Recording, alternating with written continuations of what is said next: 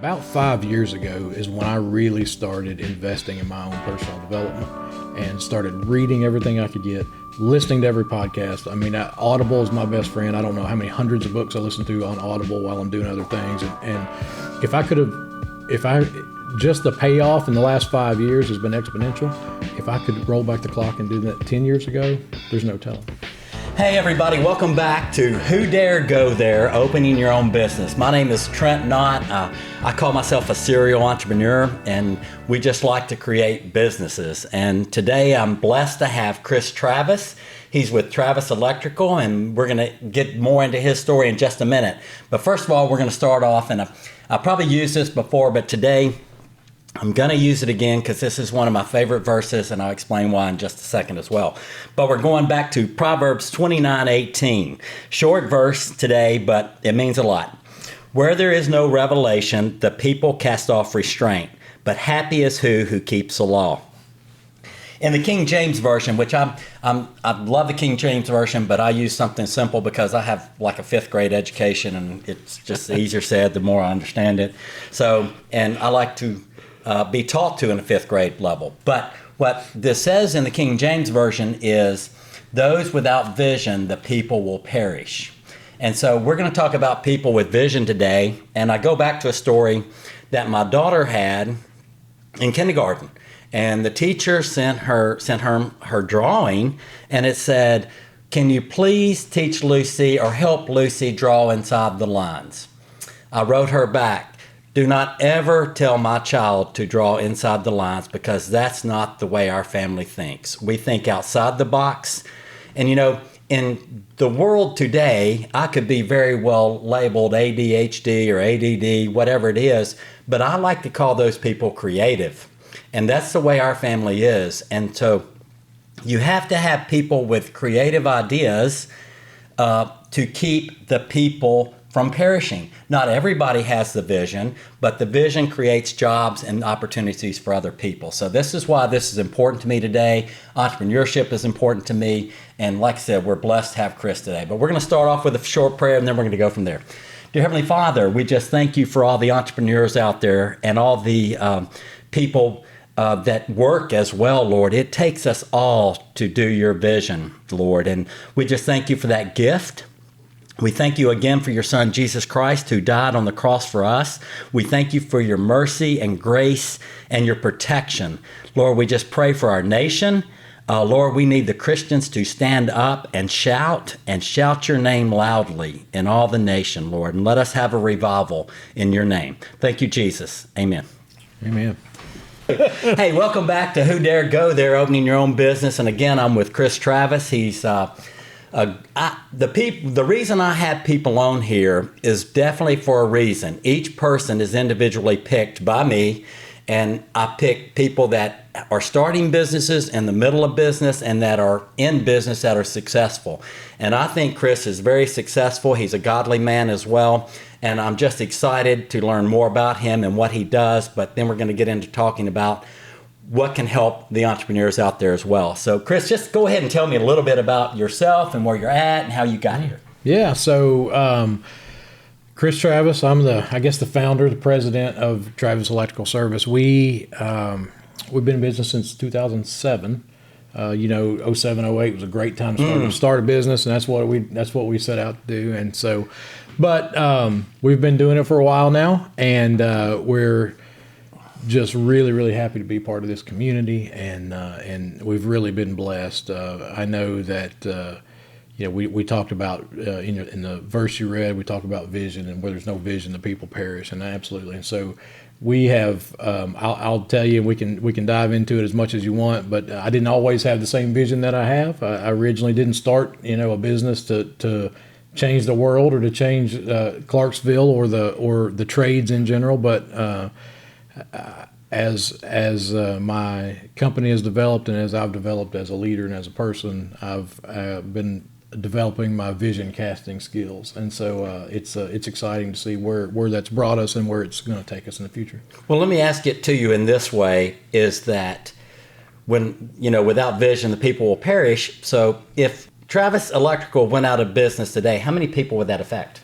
Well, directly, it would, nearly 70. And then when you figure their families, it's hundreds, right? It's hundreds. And so you know that we, as fellow entrepreneur and business owner, we impact literally hundreds of lives. And it sometimes is a little bit of a burden to bear, and it causes some sleepless nights occasionally, right? Absolutely. But yeah, we're doing our best to make an impact on those people and try to keep growing and make an impact on as many as we can.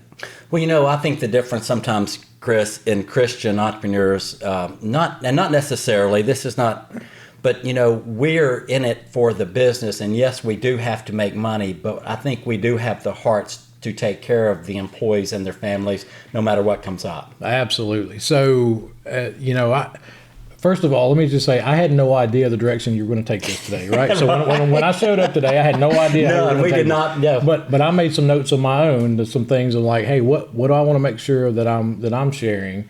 And one of my main purposes of wanting to talk to you about it was that we can be successful and we can be entrepreneurs and we can be leaders and business owners that aren't only worried about the bottom line. And I absolutely consider myself that. So over the last several years, we've kind of tried to hone in at our company on what is our core focus and our core purpose. And so, a lot of people call that different things. Some people call it their North Star. What's my why? They say, my mission and vision. We've kind of summed that up into our core purpose. And so our core purpose at Travis Electrical has nothing to do with electrical work. Our core purpose is to glorify God by using our skills and talents to take care of people. And those people can be our clients, our customers. Typically, we put our team members first. We want to take care of our team. Absolutely. Then we want to take care of our clients. Then we want to take care of our community. And then so we have a win-win-win. But we feel like our core purpose is to glorify God, and this is the platform that He's given us to do that.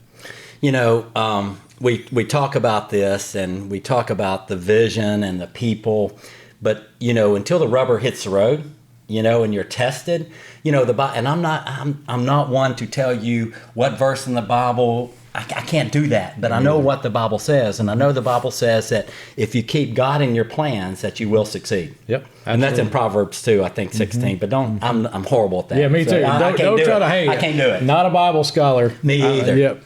I'm not a scholar, but I know what it says. So, Yeah. So tell me, Chris. All right, what'd you do before you did Travis Electric? So I was a firefighter. I worked for the city of Clarksville fire rescue for I think it was 13-ish years, and as a professional firefighter. And I started this company as just something to do on my days off. Firefighter, you're working 24 on, you're off 48.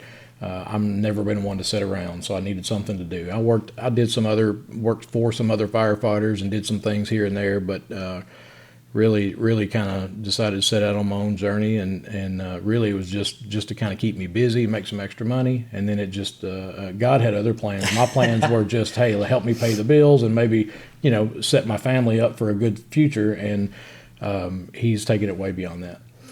And that's one of the reasons I see His trucks all over town, in our town in Clarksville, Tennessee, and you just don't do that overnight, and you don't have the employees you have by not being a good leader. I read something today where if entrepreneurs, I've read a couple things today that I was like, oh, that's kind of cool. But entrepreneurs, they need to do three things, and that's sell. I don't care what an entrepreneur does, you still have to sell in some form or fashion. You have to build, and that's building your product or building your team, but then you have to lead. And you probably took that from one step to the next to the next. Yeah, absolutely. Yeah, I think maybe it's Dave Ramsey. I'm not sure. Somebody has the. That's a whole other subject we're going to talk about. I'm going to bring up. Is it solopreneur? Is that? Or I don't know if it's his term or if it's somebody. But you start out. That's the way I started out, and I literally my wife would tell you this story. I had a really nice truck. It was an F-150 truck. It was really nice. I was really proud of that truck. And at the time, we had 2 young kids at home, and I don't know that I got her permission, but I went and sold that truck and bought myself a work van. And this is not the vans like you see running around You're town today, right? This is a van that, if it pulls in your driveway, you're like, Does it leak oil? who is that? So anyway, she was really mad at me. And she said, no, I don't say really. She was sort of mad at me. She said, you can't even pick the kids up from daycare. Like, you have one seat in this thing. How, like, this is, and so I said, hey, just bear with me. Just hang in there. I said, because one of these days we're going to own a fleet of these things. And she was like, okay, whatever. And she's a pretty smart woman. I know her. Absolutely. Yeah. But, let's switch gears just for one sec. Yeah. 1 sec. I love Dave Ramsey for individuals. Yeah. But I have a whole different perspective in the business world. Me too. So, do I owe money? Absolutely. Am I going back to the bank right now for a whole different project? Absolutely. Yeah. I am. Yeah. But you have to be responsible with that and know that you can pay that back. Now, the world may have another COVID tomorrow, but the way I feel, everybody's going to be in the same boat I am anyway. Yeah. So why not jump out there and do it? What is your perspective of that? Yeah, same, 100%. It's Dave has some great principles. We followed him closely for a time in our life, and he does a great job getting people on the right track with their personal finance. I really do believe that. I don't subscribe to his business philosophy. I don't know how he's built a business like he has debt free. I'm glad that he's done it, and great for him. I've not been able to do that. You've not been able to do that. And, and so what opportunities are lost while you save the money? That's where I'm at, right? Like, so if I can, it's more about the velocity of money for me. So it's absolutely, we use credit wisely, and we develop. That's the key word. Yeah. That's absolutely. the key word I was looking for, is wisely. Yep. Absolutely. Good job. I know I switch gears all the time because that's just how my brain thinks. I'm sorry, but this is amazing. So now you've got Travis Electric, and you have a lot of employees, and you're on a day-to-day thing, and you're taking care of a lot of families. So let's just say, this is kind of a strange question. One of your guys wants to quit and go into business for himself. Okay. How do you handle that? Well, I'll say that let's be honest and raw. Yes. First of all, it hurts a little bit. Oh, absolutely. It hurts because you taught them. Absolutely. So they may have brought some skills in. We tried to help maybe hone that, and we tried to help develop them as leaders. But you know the quote that I'm probably about to say, but it's, what if we train them and they leave? And then the opposite of that is, what if we don't train them and they stay? That's right. So I always try to give people the opportunities to succeed elsewhere. That we've had some people leave that just wanted to get another job in the electrical field. Maybe they had a better opportunity. We had a guy that's been with us for many, many years recently. He needed to leave to go take a traveling job. And because he's able to make more money traveling on the road, to get a lot of per diem, and his family was in a situation where they needed that, and he literally left basically tearful when he left my office that day, and we parted ways after, I think, 13 years. Oh my! And but it's the best thing for him. Absolutely. And I don't hold that against him. I don't hold anything against somebody when they're trying to better themselves. Because our job is always training and training and training. I don't think that ever ends. I don't think we ever stop training, and that's our job to me. Yeah. Yep. So now I'm going into business, and I'm in I keep using carpet cleaning because that's where I started my careers in carpet cleaning. So I'm starting a carpet cleaning business. What advice can you give me you're an entrepreneur, you're successful. What piece of advice can you give me to shorten my journey? Read and listen and learn to everything that you can. So if you're going into business for yourself, first of all, don't be scared. Fear is not. Entrepreneurship is not for the faint of heart, and it's not for people that are afraid. Absolutely. Right? But by all means, learn all you can, read all you can, but also use the resources that are around you. Seek out people like yourself, like me, like others that have done that, and figure out how to do that wisely, and just soak up all you can. Be a sponge. So you've talked about the advice given to, and we're talking about education. So Yeah. we need to educate the whole time we're doing. We need to, and to me, even on leadership, right? Because that's Yeah, what we are absolutely. now. Yeah. Our roles have switched from one thing to the other to now the leadership role, and we have to be good leaders of this situation. So you hit on something else a minute, and you said you seek out others' help. Let's talk about, we were on a panel together one time, and somebody asked, what did you do as a younger entrepreneur that you're not doing now? Or, no, that's not the way I said it. It's, what would you change as a young entrepreneur that you know now? What would you have done differently? I would have focused more on that learning and self-development as a leader 10 or 15 years sooner. I didn't, I was that kind of treadmill operator who was in the trenches, either doing the work or overseeing the work or bidding the work or whatever it was, just grinding every day. Yes. And, I had a wife and young kids at home and other responsibilities at church and wherever else and in the community. And it was literally just grinding. If I could turn back the clock now, about 5 years ago is when I really started investing in my own personal development and started reading everything I could get, listening to every podcast. I mean, Audible is my best friend. I don't know how many hundreds of books I listen to on Audible while I'm doing other things. And just the payoff in the last 5 years has been exponential. If I could roll back the clock and do that 10 years ago, there's no telling. And that fits even with my education. Sometimes you just stop and then your progress stops as well. There's a correlation there, right? Absolutely. So they asked me, and I think one of my things was, and I've told everybody this, is that I would stop. I was too prideful to ask for help. Well, that was my biggest fault, because I'm like, I have all these people. Now, even growing up, I had mentors, but they were silent mentors. They didn't know they were my mentor. And I looked and I said, that guy's happily married. He's got kids. And that's how I want to be. So I watched him, and what he did. Yeah. And so, because I didn't get that at home, and so I said, I'm not going to be like I grew up, and I'm not going to put my kids through that. So what can I do?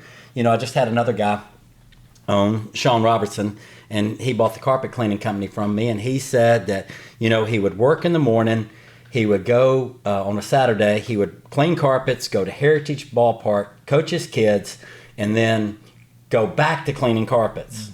But he spent time for, our philosophy is, and yours as well, I'm sure, is God, family, work. Yeah. And you have to make time for those. Yeah. So so let's just say, Chris, that somebody comes today, and I'm setting you up. All right. I'm setting you up. So somebody comes today and say, hey, I saw you on this podcast. Can you help me start my electrical business? Right. Do you have time to be everybody's mentor? No. And be honest. No, I don't. So, guys, what I'm telling you is find the mentors. Like, you may take 10 minutes of Chris's time if you see him out and say, give me 10 minutes. Okay, Chris is going to tell you stuff. And the only way that we're going to take time with you again, and I'm just being dead out honest, if you take what we say and then you go apply it and you do everything in the world and then you show us results, and then and I'm not saying we may give you, but you got to figure that if every business owner is very busy, and what does that look like? And that's what this podcast is about as well. Chris can also send people, hey, go to the podcast where I was on with Trent and get these things, as what I've done as an entrepreneur. And so, we were talking about not everybody's willing to put in the work that we do. Anybody can do it, but not everybody's, everybody's able, but not everybody's willing. Am I saying that right? Yeah. So now we're talking mentors. So did you have a mentor? Not really. In some ways, yes. So in the electrical business, the whole reason I ended up in the electrical business is because my dad was in the business. And so in a lot of ways, he was my mentor as far as the technical aspects of it. Yeah. I learned the trade from him. I learned how to estimate jobs, like bigger commercial jobs. He's been doing that for 50 years plus, and I learned those kinds of things from him. So I learned how to be an operator. I didn't learn really how to build a company from him, and literally I've really kind of just bootstrapped that and figured it out. And then, like I said, like you said it earlier, you get to a point where things just kind of level off and you just kind of plateau because your learning has stopped. All you're doing is just trying to keep your head above water every single day.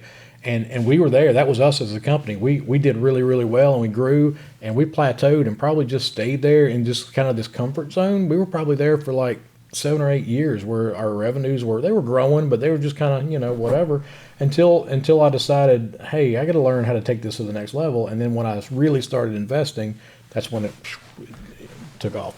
But so to answer your question, in business, I've not had a great mentor personally that I've been able to work with a lot, but I've learned a lot from people, from their podcasts, from their books, and I have too. And used to, people would come up to me in one of our businesses that we have, and they would say, hey, can I have some of your time? And again, that's why I'm doing this podcast type thing.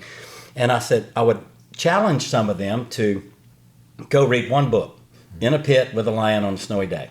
And basically it says that if your dreams don't scare you, your dreams aren't big enough because there's no room for God to work. That would weed out half the people. Yeah. Because they're not going to do it. And if you don't do one thing we tell you, then why do we want to waste our time? That's why I'm saying if you get 10 minutes of our time and we give you some advice, go do it, and then come back and say, I did this, and this worked out great, this didn't, and here's where I'm at today. I'm stuck, okay? Here's another, and I don't know if I'm going to ever say this or not, but it's a thought, is that when people come up and ask me to mentor them, so you as a listener should take this to heart, is let me see your bank account and let me see your calendar. Yeah. So our bank accounts when we started were nothing if you're in me living paycheck to paycheck and in the overdraft and whatever it took. But my calendar was full of busy stuff that I was either learning or working in the field itself, whatever. I mean, is that horrible? No, because those two things, they tell a large part of the story about what's important to you, right? Absolutely. So if you fill your calendar with goofing off, then and regardless of what your bank account is, it tells you what's important to you. Your calendar and your checkbook. We used to say checkbook. Yeah, absolutely. Who writes checks anymore? But yeah, no, that tells you where you're spending your time and where you're spending your money. And if you're trying to build a business, you need to be spending your time learning how to make more money, but at the same time doing it. What's your purpose? What's the why behind that? Not just to fatten that bank account, but to make sure that you're able to bless other people with it. It's like the preachers tell us sometimes. You if you want to find out about a person, go through their trash. Yeah. And this is basically the same thing. I'm going through your trash if you want my help. I mean, I'm not the world's greatest leader. I'm not, but I've been through a lot of mistakes. Yeah. That I can say, don't do it my way, do it this way, because I've learned. Yeah. But, your bank account in the beginning is going to be small. Mm-hmm. We know that, but there are ways to get around that. You just have to be creative. Yeah. I mean, I was. Mm-hmm. But it also almost, cost me in 08, 09 when the world stopped of the markets and had 25 houses sitting out there. So, that's just part of it. So when somebody comes to you and they say, hey, will you be my mentor? What is your advice to them? Just if you had a 5-minute elevator speech on why you're even justified in telling them something. Does that make sense?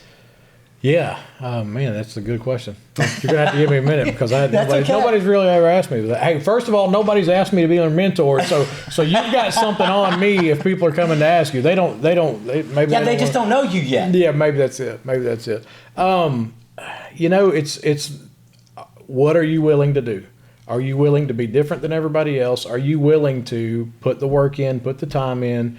In the early days, I mean, man, it's shameful to say, but I didn't spend a lot of time at home. I couldn't. At that point, I was working a 24-hour shift at the fire department.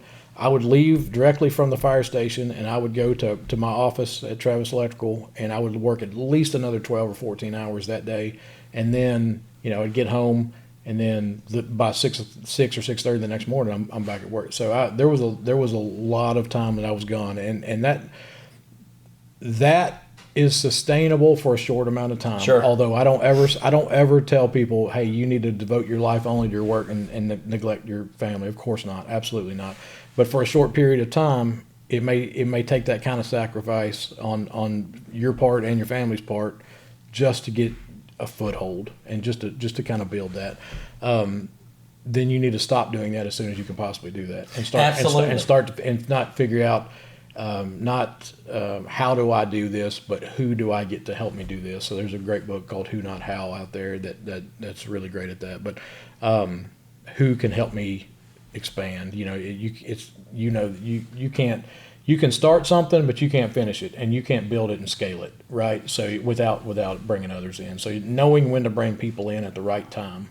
That is key. Yeah. That is so key. Yeah. A lot of times when we have problems around here, we throw people at them, and that does not always work out. It's just, but and I'm not saying, when you said that you spend a lot, if you're going to be an entrepreneur, there are sacrifices you're going to have to make. Absolutely. And, instead of it being your family, you're still going to sacrifice some family time. Don't get me wrong. We've all done it. Yeah. So I'm not going to sit here and lie to you and say, oh, you can do it without sacrificing some family time. But the deal is you're right that we sacrifice some family time, but we make time for our family. But then at the end, now we get to reverse that as well, right? We get to spend more time with our families. Absolutely. Because of that. You put the work in early, and so that you can. Man, I don't know why these Dave Ramsey quotes keep coming to mind. I literally don't even. But Dave says you live like no one else, so later on you can live like no one else, right? That's right. And so that's just indicative of the sacrifice on the front end, so that your life as a whole can be amazing. And so, yeah, we do sacrifice on the front end, but now it's like, hey, you know what? We've set our families up for success, and we have that time now. And I think both my kids would tell you, yeah, hey, you were gone a lot and you worked a lot, but they never felt they were neglected. Right. And now they see the fruits of that. And it's like, was it worth it? Yeah, absolutely. It was worth it, because they weren't abandoned. They were still loved, and they were still, every minute that we did spend together was good quality time. And so now they're seeing the fruits of that paying off in our company. Well, entrepreneurs, it's easy to say you have vision, right? I mean, everybody can have a vision. Yeah. But I think the difference in entrepreneurs that are successful and those that maybe are not as successful is that not only do we have the vision, but we execute. Yeah. We get it done. Yeah. You ask a busy person to get something done, and they usually get it done because we don't want it on our backs. Yeah. Or we hand it off to somebody qualified to do that. Mm-hmm. So with being an entrepreneur and the sacrifice, make sure your sacrifice is going to pay off. Yeah. Is what I'm trying to say. Do the right things, do the education, and let me ask you something. This is a strange question too. You remember learning to tie your shoe? I don't remember learning to tie my shoe. Isn't that strange that I do? Really? I absolutely do. I had on these little shoes, and somebody told me how to do the little bunny ears and go around and come through the rock. And, I don't know why I know that. I'm a visual person, and I can't learn by books for the most part. I'm a visual guy. And so, again, college is not for everyone. And we talked about that on the last show, that I told somebody if you're 100% with me or you're 100% with college, and he chose me. And so, but now he's very, very successful because he dedicated all that money that he would have spent, he spent on educating himself on the fields that he needed to be educated in. And so I'm not suggesting that for everybody by any means. I enjoyed the college life, learned more doing it myself. But, the reason I say that about the bunny ears, and the tying your shoe, a lot of times you learn about what your profession is in the first 20 hours of your journey. You dive into it and you learn everything you can, and you go out and you test it, but you're continually learning as well. And that's a key thing to me. So what is, and I'm asking people this as well. None of this has been rehearsed. So what is your exit strategy? Well, that's interesting. So to be crystal clear with you, and I never even thought about that from the early days. It's not something that I'd made a plan to do before I got into business. Thankfully, I didn't when I started, I didn't have to put together this amazing business plan to take to the bank and say, hey, here's how, whatever, because I just kind of bootstrapped it in the early years. But my exit strategy has changed. So Absolutely. probably if you'd asked me 7 or 8, maybe 10 years ago, it was, I'm going to build a company up and I'm probably going to sell it, and there's going to, that's going to be my retirement plan, and that's kind of what I was thinking. Although I didn't have those plans in place yet at the time. At that point in time, my son Jake, he's now 22, he wanted no part of the business. He's just like I did. I had no intention of ever being in the electrical business. I mean, I went to school. I went to Austin P to be I was a music education major. I thought I was going to be a band director. Figured out quickly that wasn't my path. Yeah. Like when I started student teaching, day one.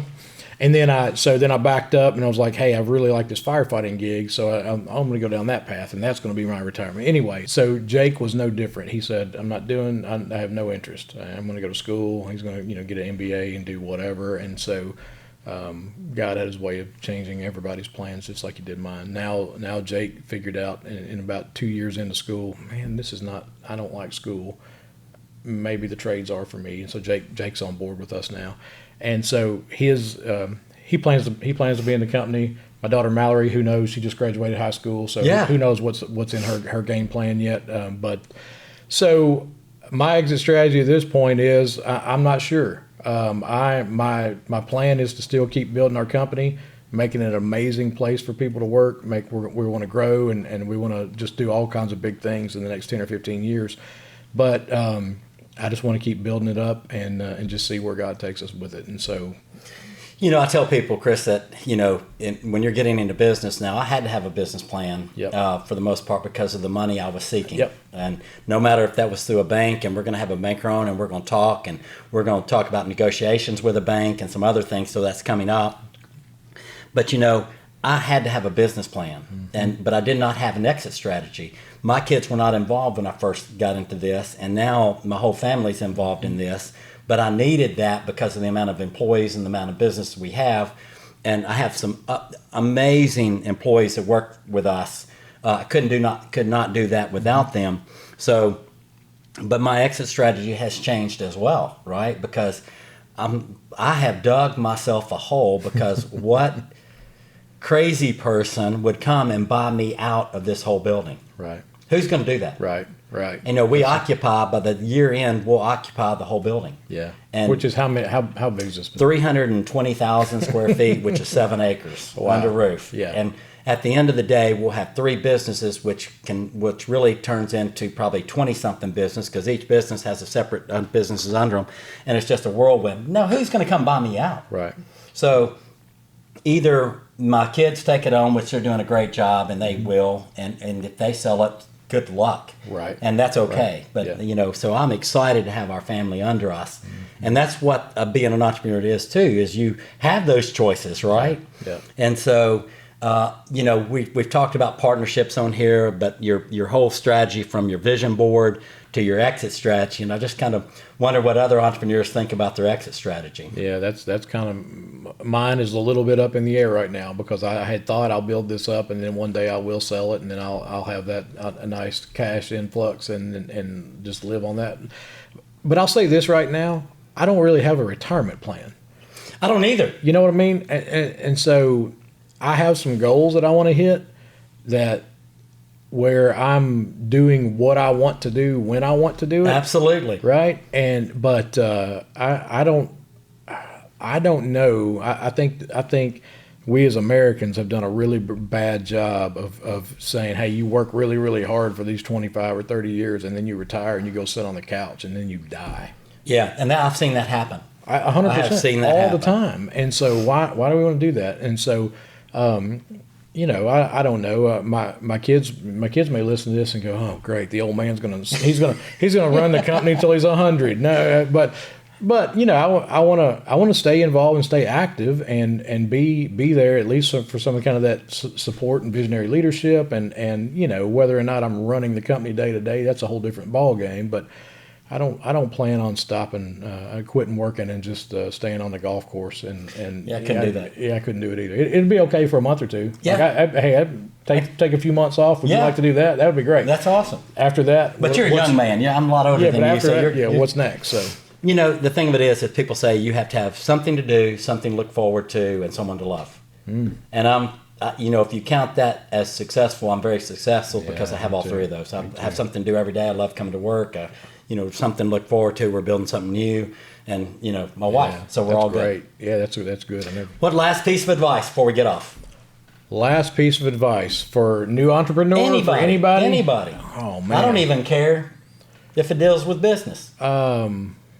Well, man, just to kind of sum it all up, you just kind of said it. It's literally for my family, for me, it's love God, love your family, and work hard, and in that order.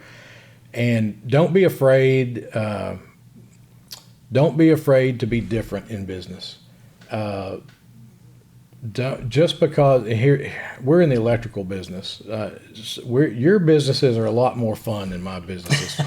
We sell fun, absolutely. You sell fun, right? We sell fun. Nobody wants to buy electrical work, right? Absolutely. Right? But you don't have to. You can deliver high quality service, high quality products, and you can do it in a different way. We try to say one of our niche is that we're elevating the trades.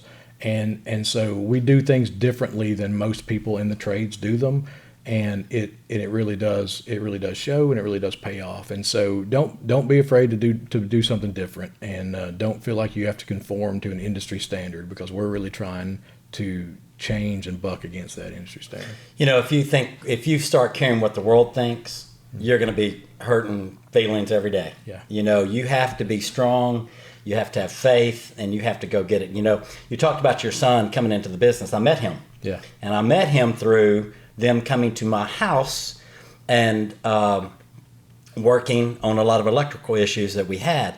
So when he says they elevate, they may be selling electricity or servicing, but they also are part of the experience that is part of their company as well, which he does do things differently. You know, when they come in, they put on the little boot shoe things covers, and shoe covers, and they're very polite, and they actually look like they enjoy what they're doing, you know, so that means a lot. Yeah. And so that only comes from the top.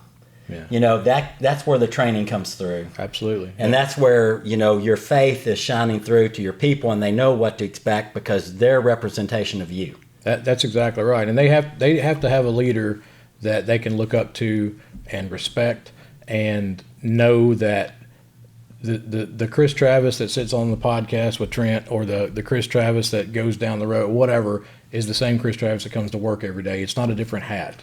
It's not a, hey, this is how I am with you, and this is how I am with somebody else. It's, hey, he's just the same guy every day, and they respect that, and that's the kind of leader I think that people want to follow. You know, in doing these podcasts, Chris, I learned something from everybody that comes on the show, and it's just the fact that you know, we try to be the same person, and I'm going to work on that because I'm not always that same person behind the wheel of a truck. I understand. Yeah. Guys, we hope you got a little something out of this today. We're, again, so blessed to have Chris Travis with Travis Electric today. So, again, until next time, we thank you so much.